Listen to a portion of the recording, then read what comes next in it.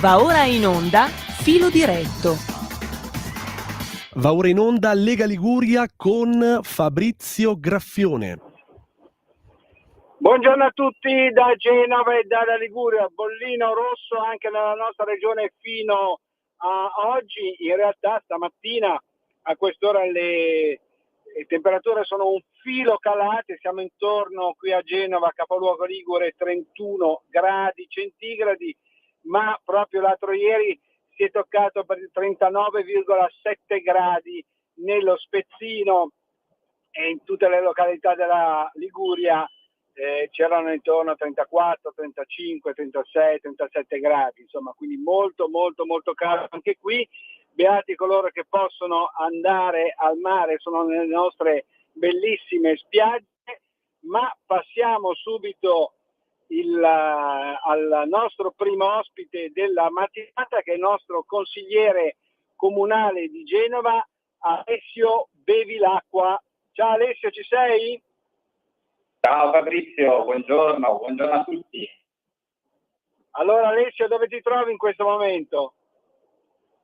In questo momento sono in comune a lavorare per la nostra città e abbiamo tante cose da fare, tante cose da verificare, soprattutto di istanze da portare, istanze che ci arrivano quotidianamente dai nostri sostenitori, militanti, dai cittadini. Tanto bel lavoro, guarda, anche perché il primo mese non è stato questo gran primo mese di azioni a sostegno della città, così come promuoveva la sinistra, ma anzi, tutt'altro. Allora, ascolta, dunque, partiamo subito dalla notizia di giorno, che è la riapertura al pubblico del Forte di Santa Tecla, uno dei forti che fanno parte appunto della nostra città. C'è la cinta muraria proprio nelle nostre vallate, alle spalle del centro cittadino, e un fatto importante per Genova, perché grazie al centrodestra che ha governato fino a un mese fa, come ricordavi tu, finalmente siamo riusciti un po' a rilanciare il sistema dei forti genovesi. Allora, guarda, è stata una notizia che noi sapevamo perché chi ha lavorato in questi anni sulla rete fortilizia di Genova, dei forti genovesi, quindi con la riqualificazione di quella che è un percorso turistico ciclopedonale bellissimo, ovvero la strada dei forti, e anche dei 5 forti ad oggi presidiati, per cui il Comune di Genova ha investito, ha trovato delle risorse in questi anni, è una notizia che sapevamo. Certo, fa un po' sorridere che questa notizia sia stata data dalla sinistra appena entrata, appena insediata all'interno del Consiglio Comunale, quasi come se fosse merito loro, senza citare il fatto di un pregresso lavoro che ha portato a questo risultato. Forte Santa Tecla, come dicevi, è stato riaperto ai genovesi. È stato riaperto ai genovesi, quindi i genovesi e i turisti possono nuovamente fruire di questo posto bellissimo, che è una delle perle del sistema dei porti di Genova. Quindi, pertanto, su questo lavoro che in questi anni è stato fatto, che è stato portato avanti, un finanziamento complessivo di quasi 2 milioni di euro, che si va a sommare a tanti altri milioni che sono stati utilizzati per il sistema fortilizio di Genova, è una grande notizia, soprattutto ha ridato a Genova, ai genovesi e a chi ama la nostra città un qualcosa che meritava da tempo, dopo tantissimi decenni di governo di sinistra che non ha investito un euro e una risorsa nei confronti della nostra storia e della nostra cultura. Ecco, senti, allora un paio di milioni di euro, faccio io la polemica che tu non hai fatto, la nuova giunta Salis si è un po' venduta questa inaugurazione del Forte Santa Tecla. In realtà, diciamo così, è stato merito della giunta precedente di centrodestra. Ma passiamo subito a un altro argomento, voltiamo pagina, caro Alessio, perché volevo parlare con te di due cose. Allora, il primo è lo Sky Metro. nuovo collegamento, c'è questo progetto in Val Bisagno che dovrebbe finalmente risolvere il problema non soltanto per quell'area cittadina che è alle spalle della stazione di Genova Brignole per chi non è di Genova, ma anche appunto di tutto il centro città. Quindi, come sappiamo, quando si ingolfa una strada a Genova, insomma, viene paralizzato tutto il traffico, perlomeno per quanto riguarda il centro città. Ecco, la Giunta Salis, rispondendo a una tua interrogazione, in realtà non ha risposto se vuole questo progetto sì o no, perché in realtà poi c'è tempo fino al 31 dicembre di quest'anno, perché altrimenti qua rischiamo di perdere un finanziamento da 398 milioni di euro, insomma una grande opera. Hai detto bene, Fabrizio. Non ha risposto la Giunta Salis a una domanda precisa che io posso, ma non solo io come consigliere comunale pongo alla Giunta, ma tantissimi concittadini genovesi, perché ricordiamo che l'opera dello Sky Metro è un'opera che, secondo un sondaggio che è uscito diversi mesi fa, è un'opera apprezzata e voluta dalla maggior parte dei cittadini genovesi e della Val Bisagno, perché i problemi di mobilità sono costanti, sono quotidiani, e davanti a questi problemi è tanto bello in campagna elettorale, come hanno fatto quelli di sinistra, dire non facciamo. Adesso si ritrovano che governano, ma che non sanno cosa fare, e quindi cercano di prendere tempo, cercano di chiedere proroghe, cercano di dire potremmo fare in altro modo, ma la realtà è solo una: ci sono dei fondi stanziati, servono sì da parte del Comune di Genova per iniziare tutte le operazioni che possono portare alla realizzazione di questa infrastruttura. Lo vuol fare oppure no il centro-sinistra in questa città? Attualmente non si sa, ma noi come Lega abbiamo già ben chiare le idee, ovvero portare avanti tutto un lavoro pregresso per la realizzazione di quest'opera, che finalmente porterebbe agio alla questione della criticità della viabilità in Val Bisagno e Media Val Bisagno. Quindi noi parliamo di due territori, di due municipi che complessivamente maturano un terzo degli abitanti della città di Genova. La sinistra invece in questo non solo non sa cosa fare, ma non è neanche pronta ad amministrare, perché se non ha le risposte da dare in un'interrogazione in consiglio comunale, allora vuol dire che, poveri genovesi, la situazione è veramente drammatica. È stato detto che l'8 luglio ci sarà un incontro al Ministero, vediamo che cosa diranno, ma noi saremo pronti a dare battaglia in consiglio comunale, perché la Val Bisagno ha bisogno dello Sky Metro e ha bisogno di quest'opera. E soprattutto di non perdere 398 milioni di euro che chiaramente portano lavoro anche nella nostra città. Senti, rimaniamo in tema, ancora un minuto abbiamo a disposizione. La novità è che la sindaca Silvia Salis ha firmato l'ordinanza antismog, quindi sostanzialmente stop agli Euro 4 in centro città a Genova. Per il momento l'assessore competente, cioè il vice sindaco Alessandro Terrile del PD, ha spiegato che non ci saranno multe fino a quando non saranno installati tutti i cartelli della relativa segnaletica. Si prevede questa installazione che sarà fatta, diciamo, entro fine luglio, e la gente deve cambiare moto, deve cambiare auto, eccetera. Non è si sapeva già, la Giunta si è mossa un po' in ritardo. Tra l'altro questa ordinanza antismog, che mi ricordo 9-10 anni fa aveva provocato un'ondata di proteste a Genova, poi con l'avvento del centrodestra non era stata più introdotta. Com'è la situazione, Alessio?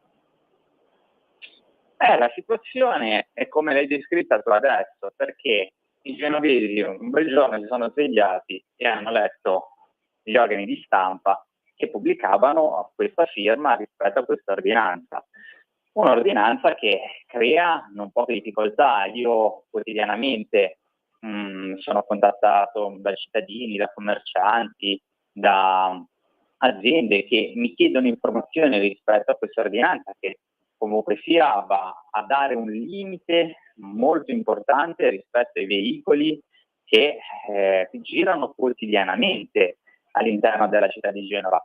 Adesso come Lega noi stiamo raccogliendo tutta la documentazione per chiedere riscontro rispetto alle azioni che poi vuol mettere in campo questa amministrazione, anche perché amministrare la città significa anche dover dare delle risposte e dover dare anche delle possibilità, soprattutto possibilità di lavoro, di raggiungere i posti di lavoro da parte dei nostri concittadini. Genova è una città morfologicamente molto particolare e quindi sarà necessario su questo approfondire in modo serio e nel rispetto di tutti la situazione e anche questa ordinanza. Pertanto il fatto che ci sia questa fascia temporale dove non ci saranno sanzioni va bene, però non può essere una fascia temporale per sempre. Servono delle risposte e noi queste le chiederemo in Consiglio Comunale già martedì prossimo. Perfetto, ti ringraziamo, ti auguriamo buona giornata e buon lavoro. Ciao Ale. Ciao Fabrizio, ciao a tutti, grazie ancora. Grazie ancora a te invece, al nostro consigliere comunale di Genova Alessio Bevilacqua. E passiamo, abbiamo ancora 2 o 3 minuti di tempo, al nostro ospite che non riuscivamo a rintracciare dalla regia, il consigliere delegato, riconfermato consigliere delegato dalla sindaca della città metropolitana di Genova, Silvia Salis, il nostro Claudio Garbarino. Ciao Claudio, sei? Ciao, buongiorno a tutti, grazie dell'invito. Un po' di difficoltà, tu sei nell'entroterra sicuramente, in quel di Torriglia sei, Claudio? Sì. Allora adesso è il nostro periodo favorevole qua perché abbiamo 24 gradi, si sta veramente da Dio dalle mie parti. Quindi consiglio a tutti almeno di fare un viaggio da noi a prendere un po' di fresco. Qua si dorme senza condizionatore, quindi si risparmia anche inquinamento e di tasca. Senti, allora, questa risparmia, beati voi su a Torriglia che potete dormire la notte senza condizionatore. Che altezza si trova a Torriglia, Claudio? Quanti metri sono? 870 metri sul livello del mare.